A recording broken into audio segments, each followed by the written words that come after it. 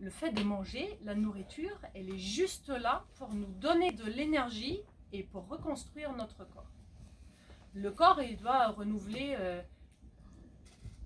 plusieurs milliers de cellules par seconde.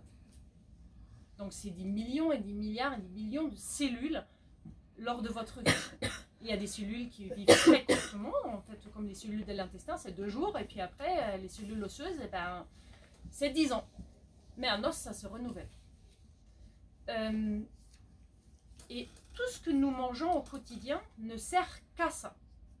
Ça sert à nous faire vivre, à avoir de l'énergie, à pouvoir penser, marcher, et faire les choses dont on a besoin, consciemment et inconsciemment, ou actif et passif, c'est-à-dire aller prendre ma voiture, aller travailler, faire mes courses et faire à manger pour mes enfants, mais aussi le digestif, le cardiaque, la lymphe, et toutes ces choses qui se passent sans que vous ne faites absolument rien du tout, le fonctionnement autonome du corps. L'alimentation, elle sert à alimenter le corps en énergie pour pouvoir vous maintenir en vie.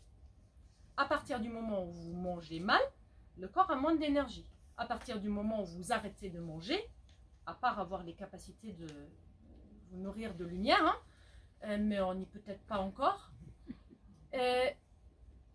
vous mourrez. À partir d'un certain moment où vous avez brûlé aussi le reste des réserves.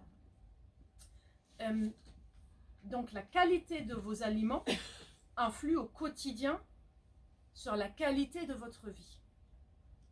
Et de temps en temps, si on fait des écarts, c'est pas grave. Mais si toute la journée, ce n'est pas de bonne qualité, alors déjà, on a moins d'énergie.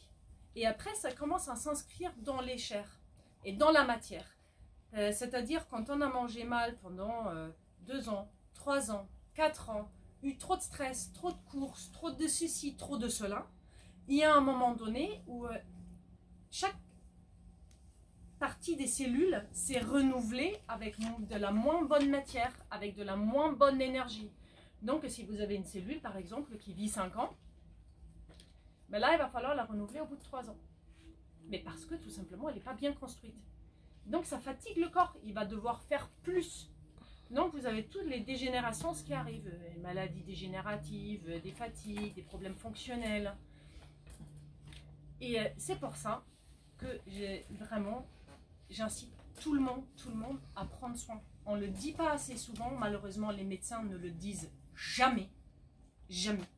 Il y a un médecin qui est là, il me dit mais en fait il va vraiment falloir bien manger là, il faut arrêter de faire comme ça. Quand vous allez chez le médecin en surpoids avec un diabète et des problèmes de genoux, votre médecin va vous dire ok, alors pour les genoux c'est antidouleur, après c'est une infiltration, et puis après si ça ne marche pas on vous opère.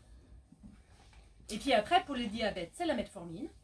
Et puis après, juste en augmentant à chaque fois, hein, jusqu'à vous passer au diabète de stade insulinodépendant.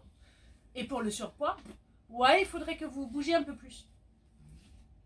Mais non, en fait, il devrait vous donner un plan de régime strict, vous expliquer comment faire, vous envoyer faire du sport, vous prescrire du sport, vous prescrire un ostéopathe pour gérer vos genoux.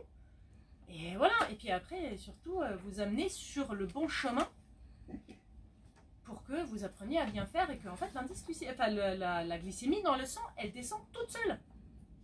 Juste quelques mois de changement alimentaire et pouf, il n'y a plus rien.